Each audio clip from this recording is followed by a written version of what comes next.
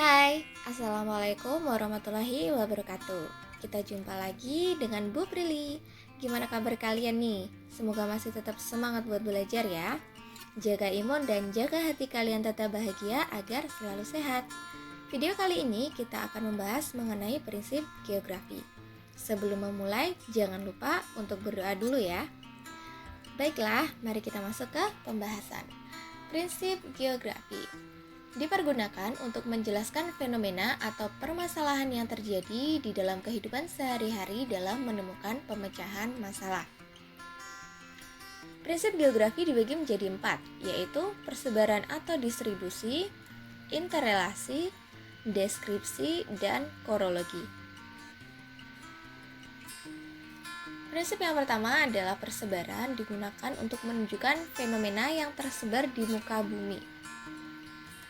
Contoh fenomena dari prinsip persebaran adalah sebaran hutan hujan tropis di dunia. Yang kedua adalah sebaran flora dan fauna di Indonesia. Prinsip ini menunjukkan bahwa setiap lokasi memiliki fenomena yang berbeda-beda. Yang kedua adalah prinsip interrelasi. Prinsip ini menggambarkan hubungan antara fenomena yang satu dengan yang lainnya. Contoh fenomena menggunakan prinsip interrelasi adalah gempa bumi. Contoh fenomena ini digambar terlihat bahwa getaran gempa disebabkan oleh pergeseran lempeng bumi.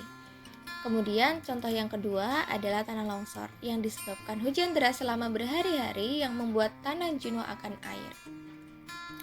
Jadi, prinsip interrelasi ini menunjukkan keterkaitan atau hubungan sebab akibat suatu fenomena terhadap fenomena yang lainnya. Yang ketiga adalah prinsip deskripsi. Prinsip ini menyajikan fenomena geosfer dalam bentuk peta, tabel, grafik, ataupun narasi. Atau juga berupa penjelasan mengenai sebuah fenomena. Contohnya adalah peta persebaran penduduk di Indonesia.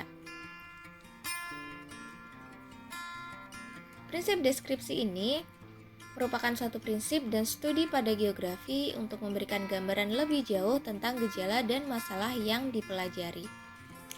Sebagai contoh, peta kepadatan penduduk ya ini.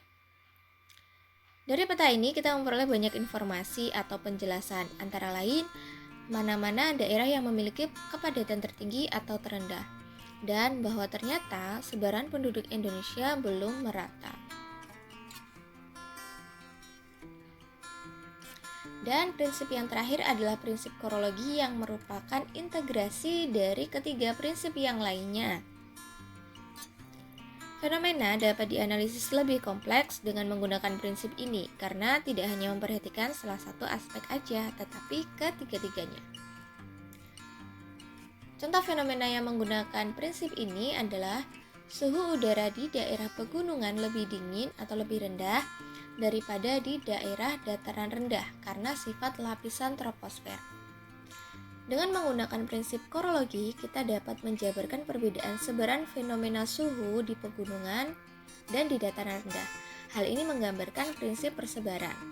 Kemudian alasan mengapa suhu di pegunungan lebih rendah, yakni karena sifat lapisan troposfer yang merupakan lapisan atmosfer paling bawah, di mana setiap kenaikan 100 meter maka suhu turun 0,6 derajat Celcius, di mana ini menggambarkan prinsip interrelasi atau sebab akibatnya. Nah, contoh yang lainnya adalah mengenai curah hujan di Indonesia bagian barat lebih besar daripada di Indonesia bagian timur. Coba kalian analisis pakai prinsip korologi, kenapa kok curah hujan di Indonesia bagian barat lebih tinggi dibandingkan curah hujan di bagian timur Indonesia. Nah, sekian untuk pembahasan mengenai prinsip geografi. Untuk pertanyaan atau diskusi, silakan tulis di kolom komentar ya. Semoga bermanfaat. Kurang lebihnya mohon maaf. Sampai jumpa di video selanjutnya.